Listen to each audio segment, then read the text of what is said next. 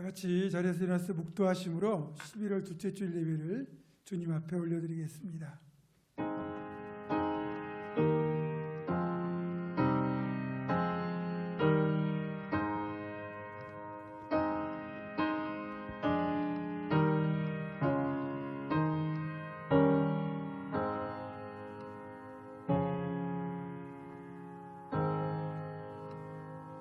수고하고 무거운 짐진 자들아 다 내게로 오라.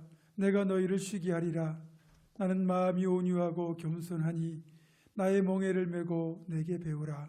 그리하면 너희 마음이 쉼을 얻으리니 이는 내 멍에는 쉽고 가벼움이라 하시니라.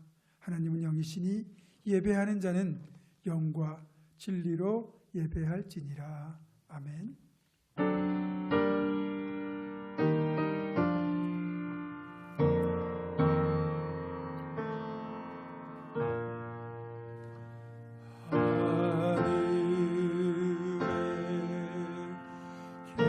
계신 아버지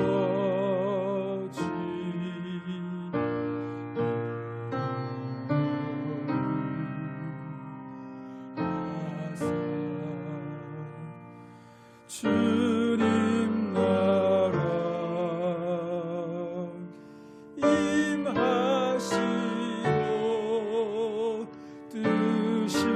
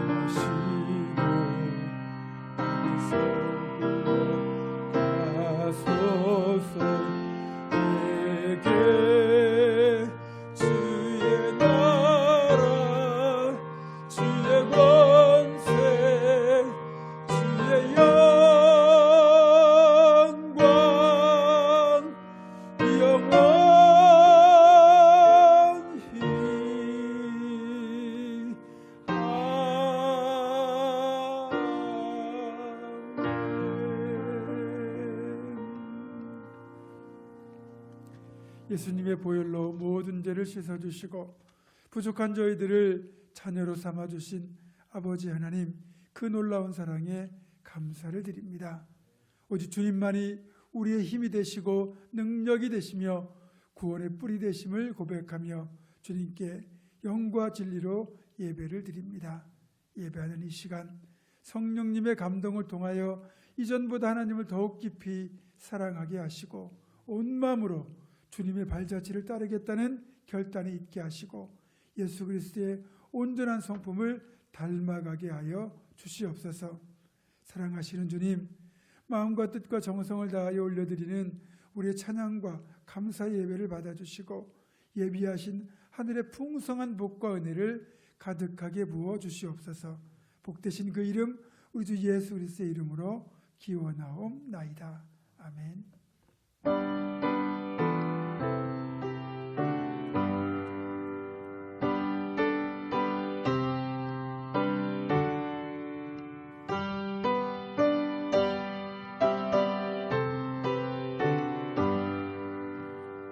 전능왕 오셔서 주 이름 찬송케 하옵소서.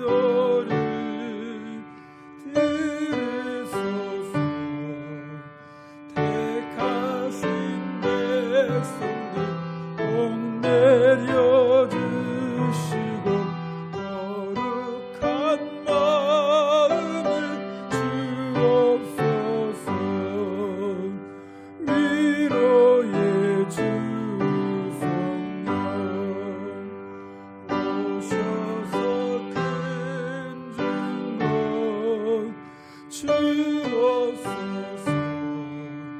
전능한 주시여 각 사람 맘에서 떠나지 마시고 계시소서. 성삼위 일체께 한없는 찬송을 드립니다. 존귀한 주님을 영광 중배하고 영원히 모시게 하옵소서.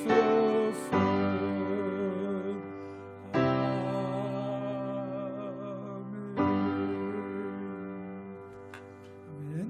이 시간에는 지난 일주일을 살면서 지었던 하나님과 나만이 하는 은밀한 죄를 정직하게 고백하며 조용히 참회의 기도를 드립니다.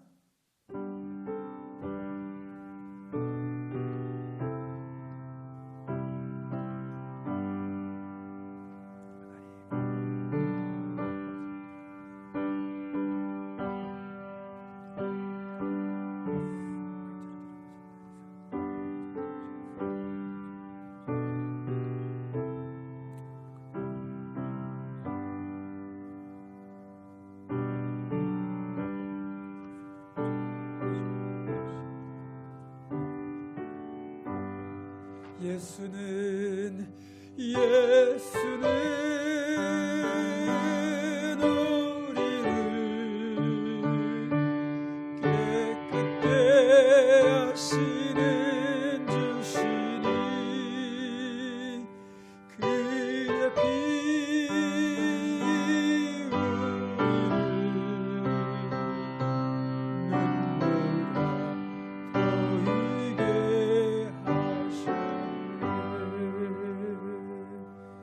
자기의 죄를 숨기는 자는 형통하지 못하나 죄를 자복하고 버리는 자는 불쌍히 여김을 받으리라. 그러므로 이제 그리스도 예수 안에 있는 자에게는 결코 정죄함이 없느니라. 아멘. 다 같이 사도신경으로 우리의 신앙을 한 목소리로 고백합니다. 나는 전능하신 아버지 하나님 천지의 창조주를 믿습니다. 나는 그의 유일하신 아들 우리 주 예수 그리스도를 믿습니다. 그는 성령으로 잉태되어 동정녀 마리아에게서 나시고 본디오 빌라도에게 고난을 받아 십자가에 못 박혀 죽으시고 장사된 지 사흘 만에 죽은 자 가운데서 다시 살아나셨으며 하늘에 오르시어 전능하신 아버지 하나님 우편에 앉아 계시다가 거기로부터 살아있는 자와 죽은 자를 심판하러 오십니다. 나는 성령을 믿으며 거룩한 공교회와 성도의 교제와 죄를 용서받는 것과 몸의 부활과 영생을 믿습니다. 아멘. 자리에 앉으셔서 교동문 32번 시편 71편을 교독합니다.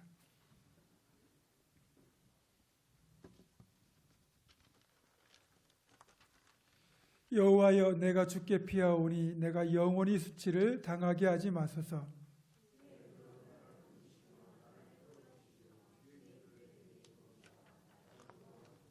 주는 내가 항상 피하여 숨을 바위가 되소서. 주께서 나를 구원하라 명령하셨으니 나의 하나님이여 나를 악인의 손 곧 불의한 자와 흉악한 자의 장중에서 피하게 하소서.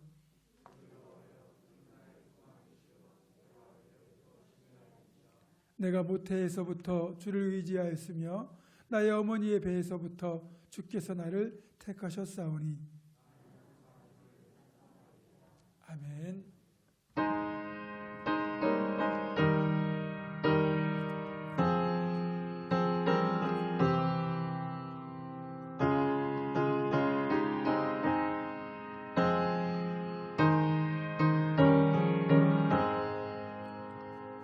너 시험을 당해 죄 짓지 말고 너 용기를 다해 곧 물리치라. 너 시험을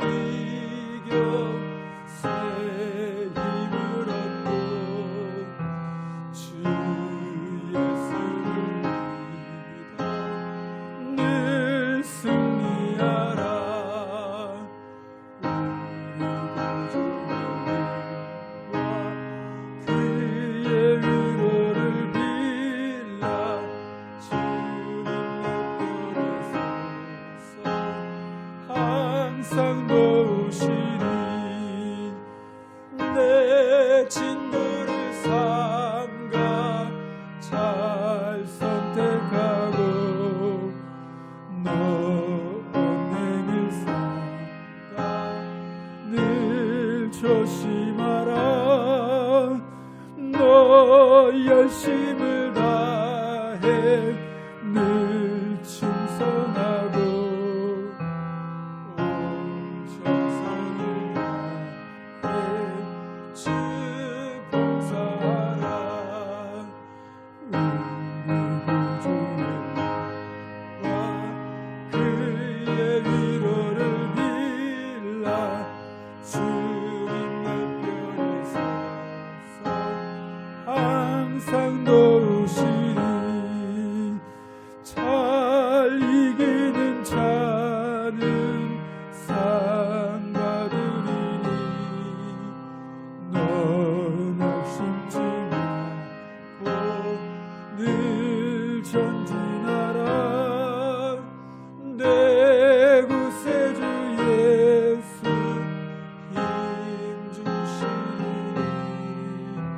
주 예수를 믿어 늘 승리하라. 우리 구주와 그의 위로를 빌라. 주님 편에 서서 항상 도우시리. 아멘. 이 시간을 대표하여 장래경 권사님 기도하시겠습니다.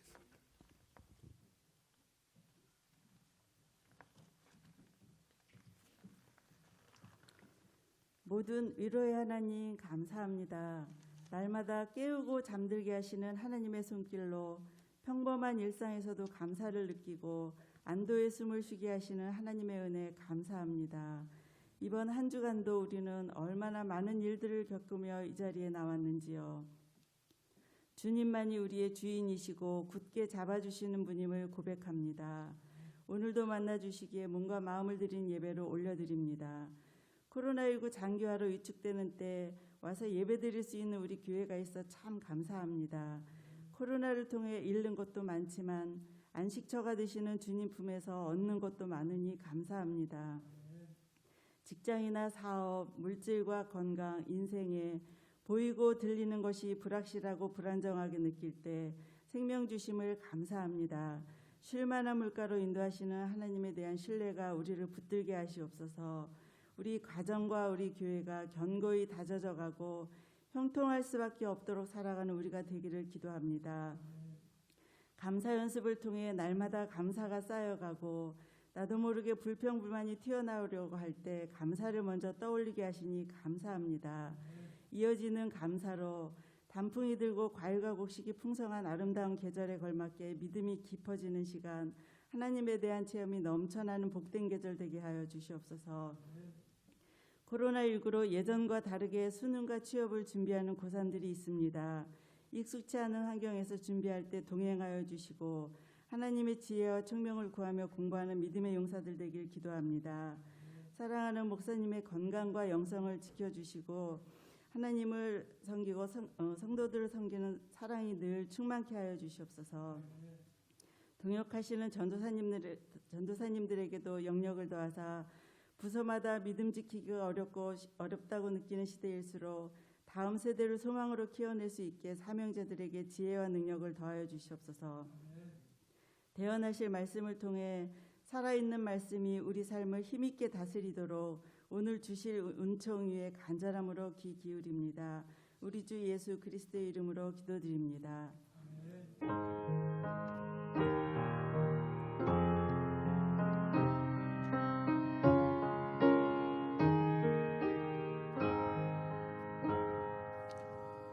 봉헌합니다.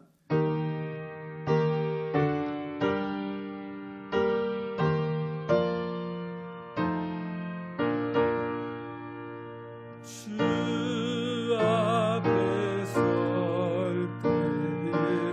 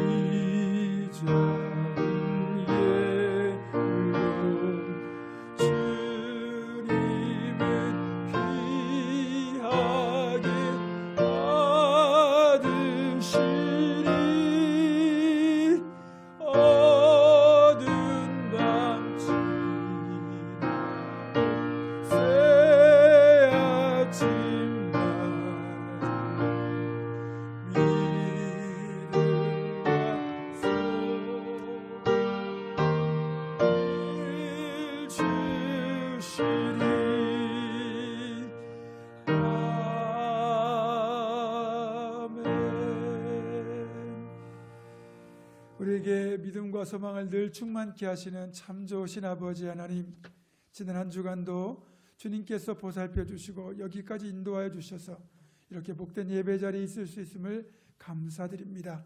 하나님께서 우리에게 베푸신 은혜가 얼마나 크고 놀라운지 늘 그 사실을 잊지 않고 기억하며 하나님 앞에 하나님을 향한 믿음과 사랑과 감사의 고백을 이 물질에 담아 사랑하는 주의 백성들이 귀한 예물로 올려드리오니 주님 이 예물을 흠양하여 주시고 하나님 보좌에 가장 향기로운 제물로 연락하여 주시옵소서. 하나님 드린 모든 손길들 아버지 하나님 마음만큼 원하는 만큼 드릴 수 없는 안타까운 상황들을 주님 기억하시고 정말 마음껏 주님께 물질로도 영광을 올려드릴 수 있도록 산성들의 삶의 복주시되 사업과 직장이 날마다 흥왕하게 하시고 가정과 자녀가 평안하게 하시며 하나님 안에서 계획하고 소망하는 모든 일들이 하나님의 때에 하나님의 방법으로 응답되어 날마다 풍성한 축복의 통로가 되어 살아가게 하시고 사람들을 살리는 생명의 강이 되어 흘러가는 우리 모두가 될 수 있도록 주여 도와 주시옵소서. 미국의 대통령 선거의 결과와 또 우리 주변 국제 상황 때문에 아버지 하나님 이 나라 정세가 또 요동칠 수 있습니다. 그러나 우리가 이런 상황에서도 흔들림 없이 주님만 꼭 붙들고 믿음으로 나아가서 하나님께서 이 나라 이 민족을 복주시사 코로나도 잘 극복하며 경제 여건도 잘 회복되어 모두가 주님 안에서 평안함을 누리는 복된 나라로 거듭날 수 있도록 은혜 베풀어 주시옵소서.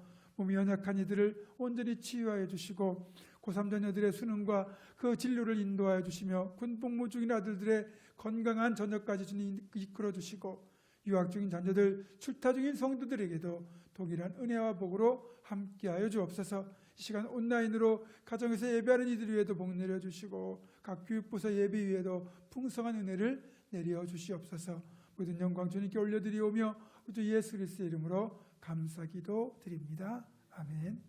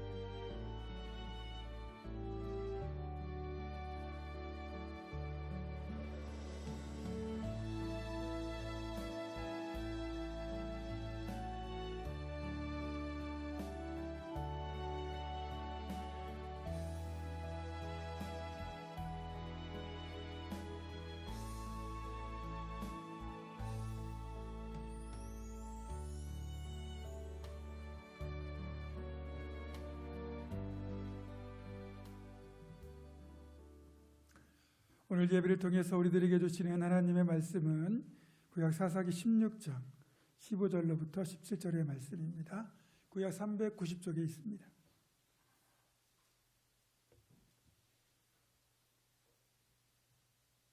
사사기 16장 15절로부터 17절의 말씀을 제가 봉독합니다. 들릴라가 삼손에게 이르되 당신의 마음이 내게 있지 아니하면서 당신이 어찌 나를 사랑한다 하느냐. 당신 이로써 3번이나 나를 희롱하고 당신의 큰 힘이 무엇으로 말미암아 생기는지를 내게 말하지 아니하였도다 하며 날마다 그 말로 그를 재촉하여 조르매 삼손의 마음이 번뇌하여 죽을 지경이라. 삼손이 진심을 드러내어 그에게 이르되 내 머리 위에는 삭도를 대지 아니하였나니 이는 내가 모태에서부터 하나님의 나시린이 되었습니다. 만일 내 머리가 밀리면 내 힘이 내게서 떠나고 나는 약해져서 다른 사람과 같으리라 하니라. 아멘. 사사기 16장에는 삼손이 관계를 맺었던 두 명의 여인이 등장합니다. 먼저 1절부터 3절을 보면 삼손이 가사에 있는 기생에게 들어갔다고 그렇게 기록되어 있는데, 이는 삼손이 사사로서의 사역을 행하기 위한 것이 아니라 지극히 개인적인 육체적 욕망을 채우기 위한 행동이었다고밖에 볼 수 없습니다. 이렇게 삼손이 가사의 기생에게 들어간 것이 가사 사람들에게 알려지면서 삼손은 커다란 위험에 빠집니다.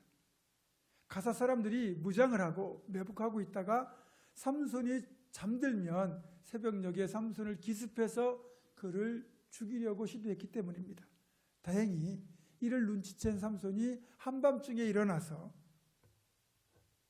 성 문짝들과 두 문설주와 문빗장을 빼어가지고 그것을 모두 어깨에 메고 헤브론 앞산 산꼭대기까지 그걸 다 옮겨놓습니다.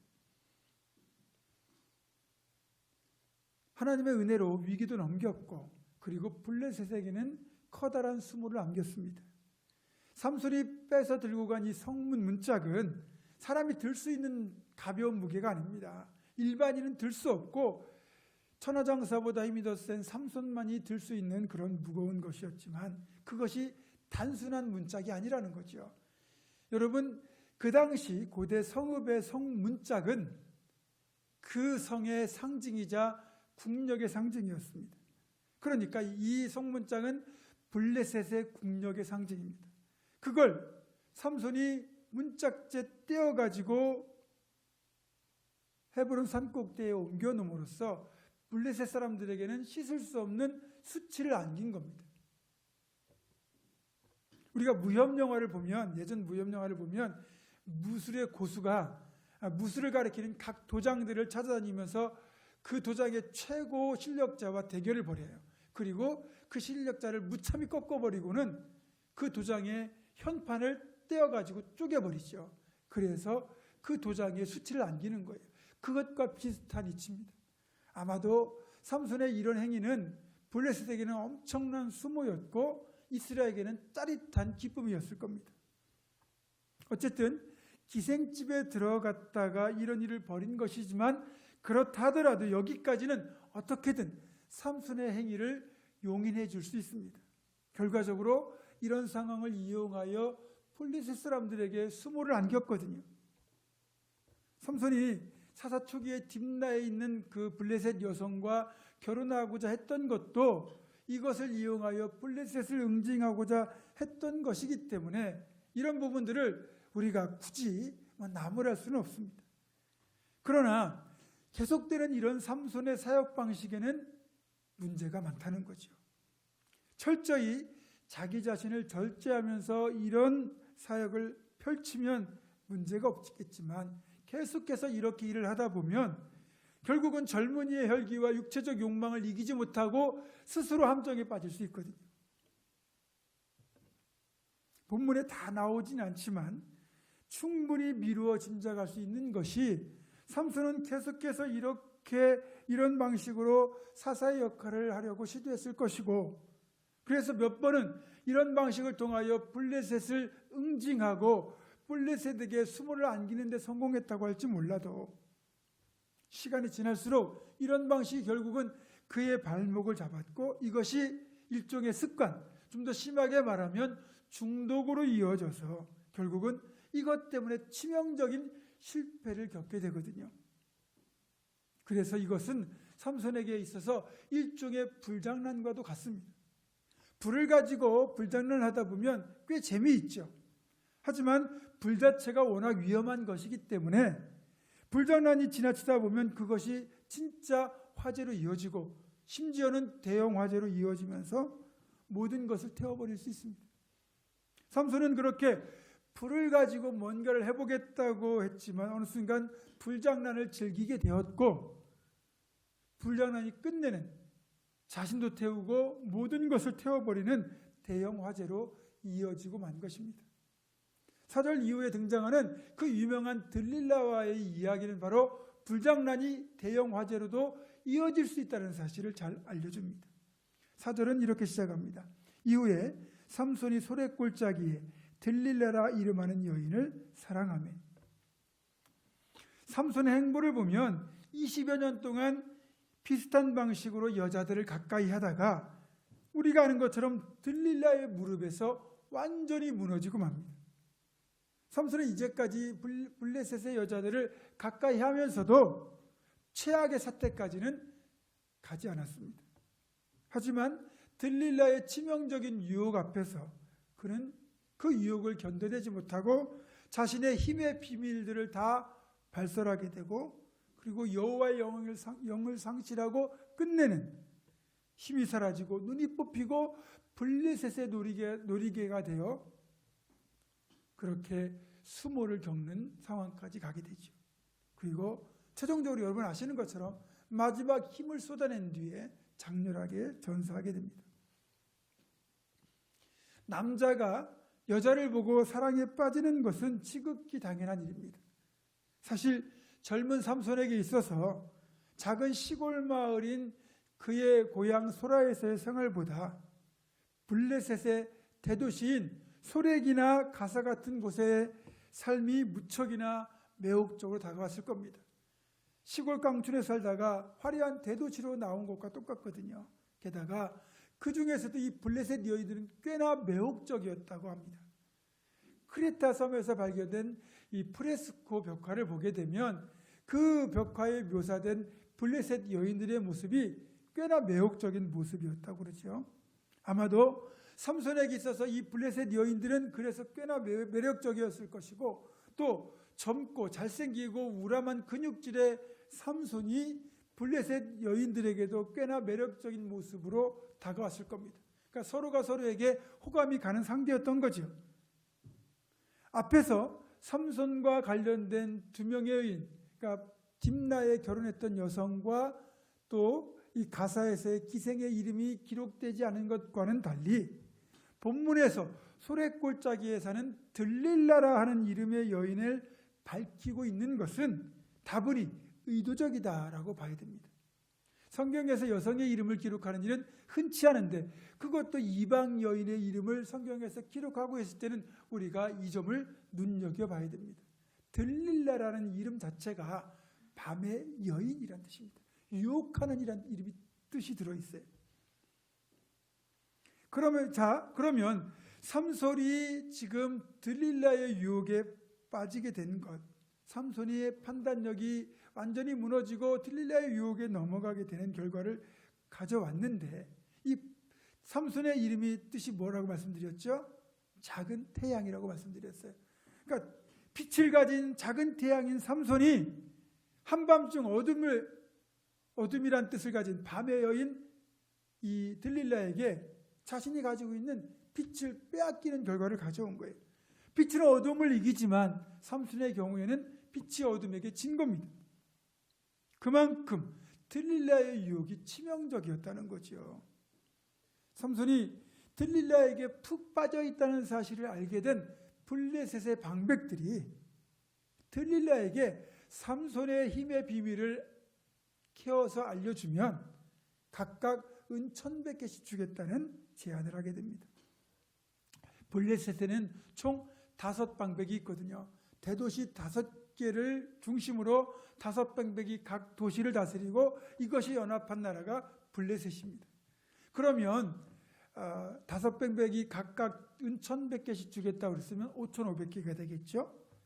5,500개의 은을 준다는 말인데 이를 오늘날의 화폐 가치로 환산을 해보니까 20억 원 정도 됩니다. 거액의 돈이죠. 이 거액의 돈에 눈이 멀어버린 들릴라는 방백들의 이 제안에 솔깃해져 가지고 삼손으로부터 힘의 비밀을 캐내기 시작합니다. 6절을 보면 드디어 들릴라가 본격적인 행동에 나서죠. 청하건대 당신의 큰 힘이 무엇으로 말미암아 생기며 어떻게 하면 당신을 굴복하게 할 수 있을는지 내게 말하라. 삼손은 이 들릴라의 이런 질문이 연인 간에 있을 수 있는 짓궂은 농담으로 여겼거나 가벼운 궁금증 정도로 여겼던 것이 분명합니다. 그래서 이 질문 뒤에 숨어 있는 그 무서운 계략을 눈치채지 못하고 장난처럼 삼손 역시 거짓말로 둘러댑니다. 마르지 않는 새 활줄, 활을 만드는 활줄 7가닥으로 자신을 결박하면 힘이 약해진다고 둘러대지요. 그랬더니 블레셋 방백들이 마르지 않은 활줄 7가닥을 들릴라에게 가져오고 들릴라가 그것을 가지고 삼손을 결박한 뒤에, 그때 이제 이미 방 안에는 블레셋 군사들을 매복시켜 놓은 상태고, 그리고 결박한 뒤에 삼손에게 삼손이여 블레셋 사람들이 당신에게 들이닥쳤느니라 그렇게 외쳐댑니다. 깜짝 놀란 삼손이 벌떡 일어나면서 자신의 몸을 묶고 있던 활줄을 불탄 삼실처럼 너무나 쉽게 끊어버리고, 들릴라의 첫 번째 시도는 그렇게 실패로 돌아가죠. 여러분, 방귀 낀 놈이 성낸다고 오히려 이 사실을 앞에서 들릴라가 더 삼손을 향하여 자신을 거짓말로 희롱했다고 화를 내면서 빨리 솔직하게 힘의 비밀을 알려달라고 다그칩니다. 들릴라의 재촉을 받은 삼손은 다시 쓰지 않은 새 밧줄로 자신을 결박하면 된다고 말을 하고, 또 들릴라는 동일한 방식으로 삼손을 쓰지 않은 새 밧줄로 결박한 뒤에 사람들을 방 안에 매복시켜 놓고 블레셋 사람들이 들이닥쳤다고 얘기하지요. 그때도 삼손이 벌떡 일어나 새 밧줄을 풋한 삼실처럼 끊어버립니다. 두 번째 시도도 결국 실패로 돌아가죠. 여러분, 이 정도면 들릴라가 삼손이 알려줄 마음이 없구나 라고 포기해야 되는데, 들릴라는 정말 집요하고도 무서운 여자입니다.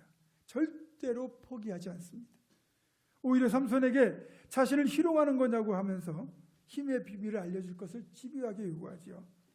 이번에도 삼손은 넘어가지 않고 좀 더 그럴싸한 대답을 합니다. 자신의 머리털 7가닥을 배틀에 날실과 섞어서 짜면 힘이 없어진다고 말을 하죠. 삼손의 대답이 그럴싸했는지 들릴라가 삼손을 잠들게 한 뒤에 배틀을 가져다가 배틀의 날실과 삼손의 머리카락 7가닥을 섞어가지고 단단히 엮어짭니다. 그리고는 블레셋 사람들이 들이닥쳤다고 다시 한번 말을 하고, 역시 삼손은 잠에서 깨면서 벌떡 일어나 그것들을 다 끊어버리고 배틀과 날실을 다 분리해버리죠. 세 번째 시도도 실패로 돌아갔습니다. 이제 들릴라는 사랑이라는 말로 삼손을 협박하기 시작합니다. 당신이 나를 사랑한다고 하면서 어찌하여 나를 계속 3번씩이나 희롱하느냐. 당신의 큰 힘이 무엇 때문에 생기는지 내게 말하라. 그러면서 날마다 졸랐다고 되어 있습니다. 그리고 그 날마다 조르는 들릴라의 그 집요한 요구에 삼손은 번뇌하여 죽을 지경이 되었다. 이렇게 성경은 표현하고 있습니다. 솔직히 이쯤 되면 삼손이 눈치를 채야 되는 것 아닙니까? 뭔가 수상하잖아요. 사랑하면 함께 있는 것만으로도 족할 텐데 굳이 힘의 비밀을 알고 싶어 한다는 것은 뭔가 여기에 음흉한 계략이 들어있다는 것입니다. 하지만 여호와의 영이 떠난 삼손은 미련하기 그지없습니다. 지금 그에게는 육체적 힘만 남아있고 지혜는 떠난 상태예요. 분별력이 사라진 상태입니다. 육신의 정욕에 사로잡혀 있다 보니까 분별력이 당연히 사라지죠. 그리고 남아있는 건 힘밖에 없는데 그 힘조차도 곧 상실할 위기에 처해 있습니다. 들릴라의 사랑을 핑계로 한 협박에 결국은 삼손이 무너졌습니다. 그리고 경솔하게 자신의 힘의 비밀을 발설하게 되지요. 나는 태어날 때부터 나실이니라. 내 머리가 밀리면 나는 약해져서 다른 사람들과 같게 될 것이다. 삼손의 대답이 진심이라는 것을 알게 된 들릴라는 블레셋 방백들에게 이번만큼은 확실하니까 약속한 은을 가져오라. 그렇게 전가를 보내고 삼손이 들릴라의 무릎에서 잠들었을 때 이미 방에 사람들을 매복시킨 뒤에 자신의 그 무릎에 잠든 삼손의 머리카락을 사람을 불러 7가닥을 밀어보게 합니다. 그리고는 삼손이여 블레셋 사람들이 또 닥쳤습니다 라고 외쳤고, 삼손은 잠이 깨어 이전처럼 힘을 쓰려고 했지만 그에게서 이미 힘은 사라지고 말았습니다. 20절 하반절은 그 상황을 이렇게 설명합니다. 삼손이 잠을 깨며 이르기를 내가 전과 같이 몸을 떨치리라 하였으나 여호와께서 이미 자기를 떠나신 줄을 깨닫지 못하였더라. 저는 이제 이 설교를 준비하면서 한 가지 상상을 해봤습니다. 만약에 들릴라가 삼손을 만나서 진심으로 삼손을 사랑했다면 이후의 이야기가 어떻게 전개되었을까? 진짜 들릴라가 삼손을 사랑했다면 기생 라합이 여호와 신앙을 갖게 된 것처럼 여호와 신앙을 가질 수도 있었겠다. 모압 여인 룻이 나오미를 통하여 하나님을 만난 것처럼 들릴라도 하나님을 만날 수 있었겠구나 라는 상상을 했어요. 삼손과의 만남이 그녀의 삶을 복된 삶으로 바꾸는 복된 만남이 될 수도 있었겠구나 하는 생각을 했거든요. 그런데 들릴라에게는 안타깝게도 삼손과의 진실한 사랑보다는 물질이 더 중요했던 것 같습니다. 진정한 구원의 기회보다 은 5,500개의 유혹이 더 강했다는 거죠. 물질 때문에 사랑의 기회를 버렸고 구원의 기회를 날려버린 겁니다. 그렇다고 해서 들릴라를 비난할 수는 없습니다. 그녀는 블레셋 여인입니다. 우상을 숭배하는 이방 여인이라는 거죠. 그리고 돈을 최고로 여기고 사는 세상 사람들, 즉 맘모니즘의 전형인 거예요. 그는 우리 모두를 대변하는 여성이거든요. 세상 그 자체입니다. 그러니까 들릴라가 변심했다고 해서 우리가 그녀를 비난할 수는 없는 거고 100% 책임은 삼손에게 있는 겁니다. 삼손은 자기 머리카락을 스스로 자르진 않았습니다. 그러나 집요한 유혹에 넘어가서 대적으로 하여금 자기 머리카락을 자르도록 만들었습니다. 다시 말하면 팥죽 한 그릇에 장자권을 팔아버린 어리석은 에서처럼 삼손 역시 육체의 쾌락을 위하여 영적인 장자권을 팔아버리는 어리석은 선택을 하고 만 겁니다. 자, 그렇다면 삼손이 어떤 유혹에 넘어간 것입니까? 삼손은 권력이나 명예, 물질에는 전혀 유혹받지 않았습니다. 그러나 그는 젊은 시절부터 육체의 쾌락을 즐기다 보니까 결국 육신의 정욕, 안목의 정욕에 흔들렸고 끝내는 육체의 유혹에 무너지고 말았습니다. 사실 삼손을 포함하여 우리의 눈을 끄는 대부분의 매력적인 것들이 하나님과는 관련이 없는 이 세상으로부터 온 것들이라는 사실입니다. 그래서 우리는 보이는 것, 눈을 더욱더 조심해야 됩니다. 요한일서 2장 16절은 이 사실을 이렇게 말합니다. 이는 세상에 있는 모든 것이 육신의 정욕과 안목의 정욕과 이생의 자랑이니 다 아버지께로부터 온 것이 아니요 세상으로부터 온 것이라. 그러니까 삼손의 몰락은 들릴라에게 마음을 빼앗겨 힘의 비밀을 누설한 그때 온 것이 아니고 이미 그 전에 보이는 눈에 현혹된 모든 것, 즉 그 두 안목의 정욕에 그가 빠져버린 그때부터 이미 몰락은 시작된 겁니다. 그러니까 이것이 육신의 정욕으로 이어졌고 그것이 들릴라를 통해서 본격화되었다는 거죠. 그래서 오늘 우리는 삼손의 이 치명적인 실패를 보면서 그 무엇보다 우리 각자에게 변형된 형태로 다가오는 자신의 들릴라를 분별하고 그 들릴라라는 대적을 경계해야 된다는 사실을 깨닫게 되는 겁니다. 솔직히 우리가 일반적으로 이제 신앙인들의 대적을 생각하면 보통 우리는 골리앗 같은 대적을 생각합니다. 다윗과 맞섰던 골리앗은 누가 보더라도 경계심이 들게 만드는 강력한 대적입니다.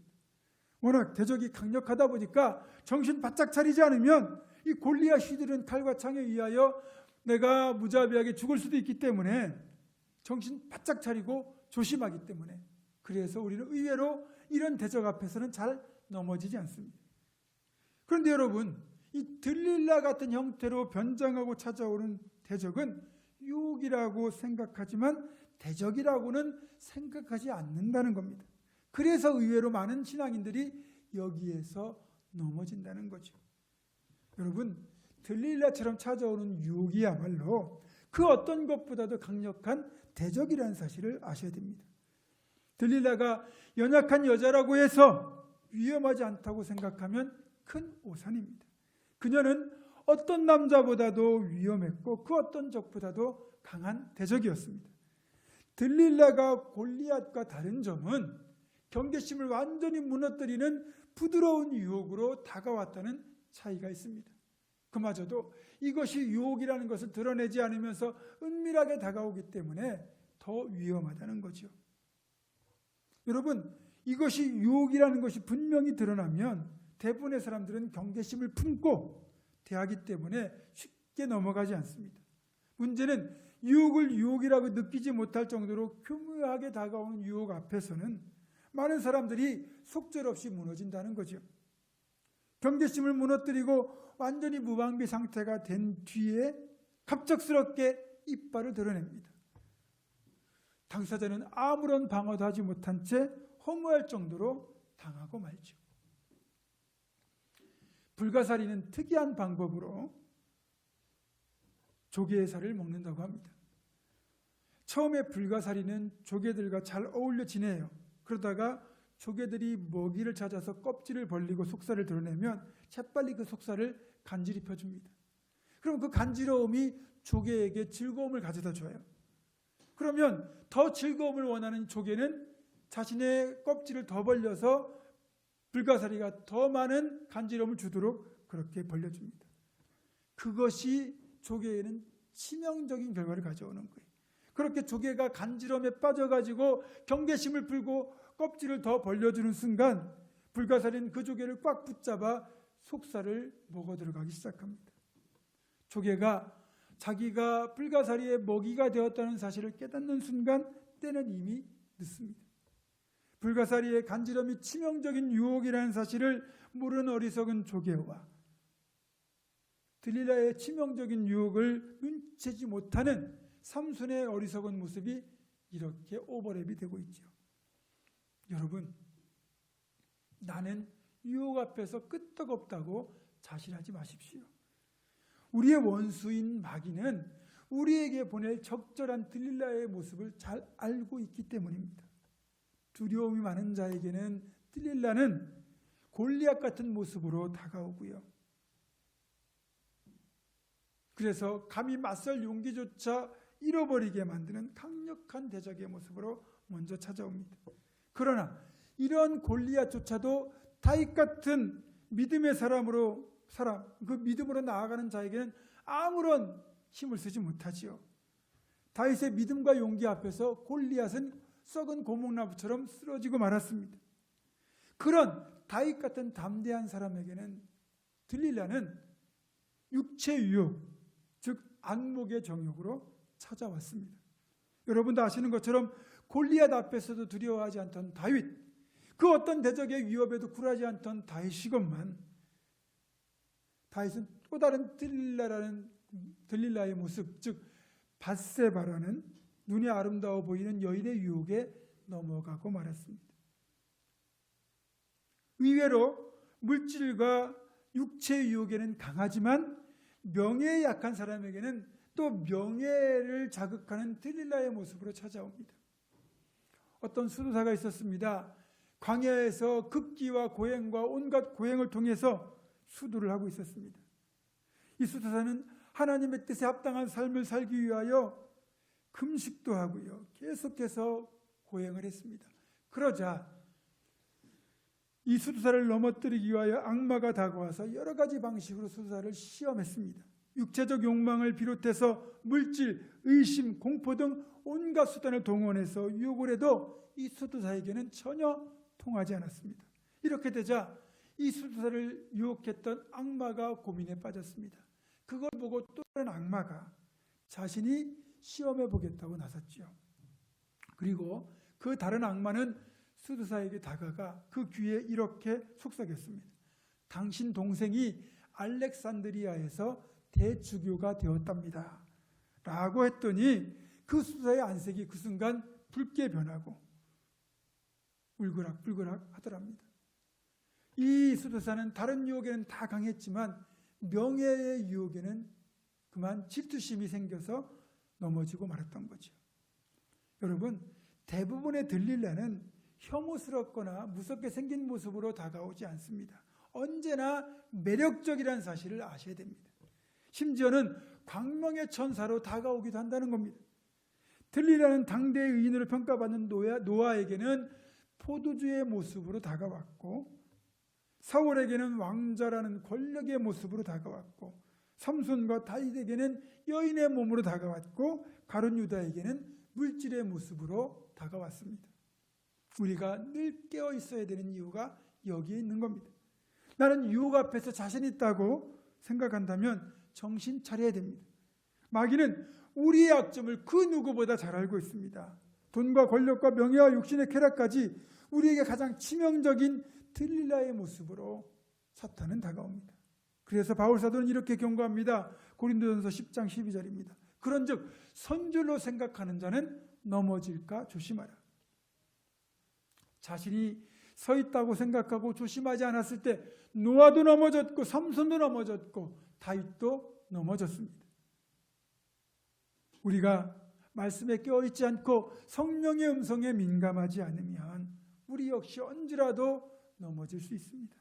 깨어 조심하라고 말씀하시는 여호와의 영 성령님께 무조건 순종하고 따라가야 됩니다. 여러분, 우린 지금 그 어느 때보다 신앙을 지키기 힘든 시기를 살고 있습니다.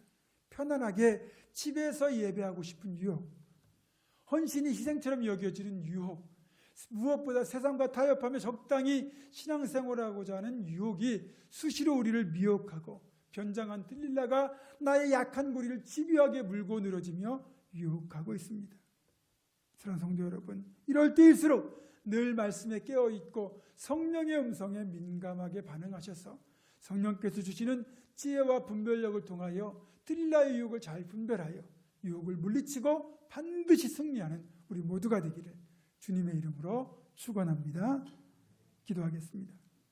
거룩하신 아버지 하나님, 우리 안에는 늘 말씀에 깨어있는 거룩한 삶을 살고자 하는 선한 마음은 있으나 때때로 방심하고 무뎌져서 변장하고 찾아오는 들릴라의 유혹에 속절없이 무너질 때가 너무 많습니다. 반드시 성령님과 동행하여 유혹을 물리치고 승리할 수 있도록 도와주시옵소서.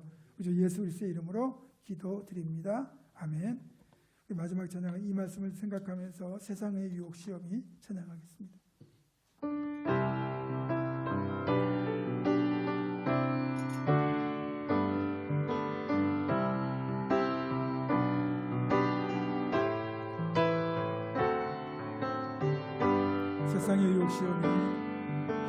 세상의 유혹 시험이 내게 몰려올 때에 나의 힘으론 그것들 모두 이길 수 없네.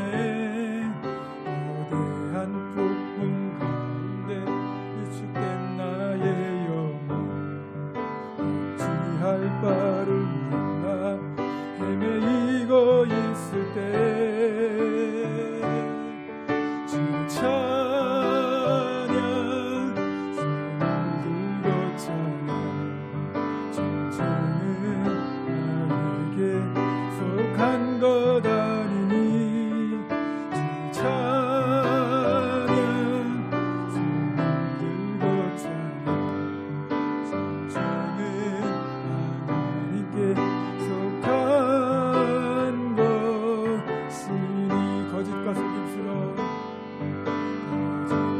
속임수로 가득 찬 세상에서 어디로 갈지 몰라 머뭇거리고 있네.